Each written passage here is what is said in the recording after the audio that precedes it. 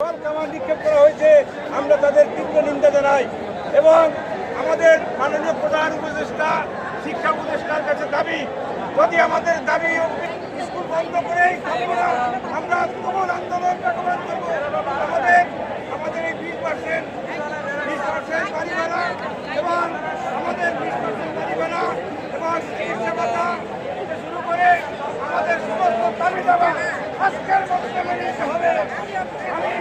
আমি প্রধান উপদেষ্টার কাছে প্রার্থনা করছি, দাবি করছি যে আপনি একজন বিশ্ববিদ্যালয়ের শিক্ষক ছিলেন, আপনি শিক্ষকদের মর্যাদা জানেন, আপনার অবশ্যই আমার শিক্ষকদের পাশে থাকতে হবে, এই দাবি আমরা করছি।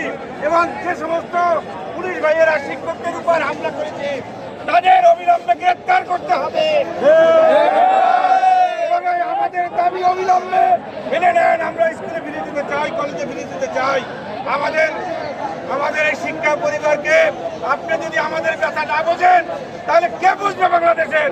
আপনি যেহেতু শিক্ষক ছিলেন, আপনি ভার্সিটির শিক্ষক ছিলেন, কাজেই আমি আমার বক্তব্য দীর্ঘায়িত করব না। আজকে বিকালের মধ্যে আমাদের দাবি মেনে আপনি একটা সুন্দর ঘোষণা দেন। আমরা শান্তিপূর্ণ আন্দোলন আমরা স্থগিত করতে চাই। আপনাকে ধন্যবাদ, সাংবাদিক ভাইদের ধন্যবাদ, সবাইকে ধন্যবাদ। আল্লাহ হাফেজ। সময় নেই, ক্লাস শ্রেণীকক্ষে থাকার সময় নেই। আমাদের দাবিটা যতক্ষণ পূর্ণ না হবে আমরা এই শহীদ মিনারে অবস্থান করব এবং আন্দোলন চলতে থাকবে এবং আমরা শ্রেণীকক্ষে যাব না। যেসব পুলিশ অফিসার এবং পুলিশ ভাইরা আমাদের শিক্ষকদের উপর হামলা করেছে তাদের ছেলেমেয়েদের আমরা লেখাপড়া করাবো না। আজকে অঙ্গীকার করতে হবে যে এই পুলিশ সদস্যদের কোনো ছেলে মেয়ে আমরা স্কুল কলেজে পড়ালেখা করাবো না।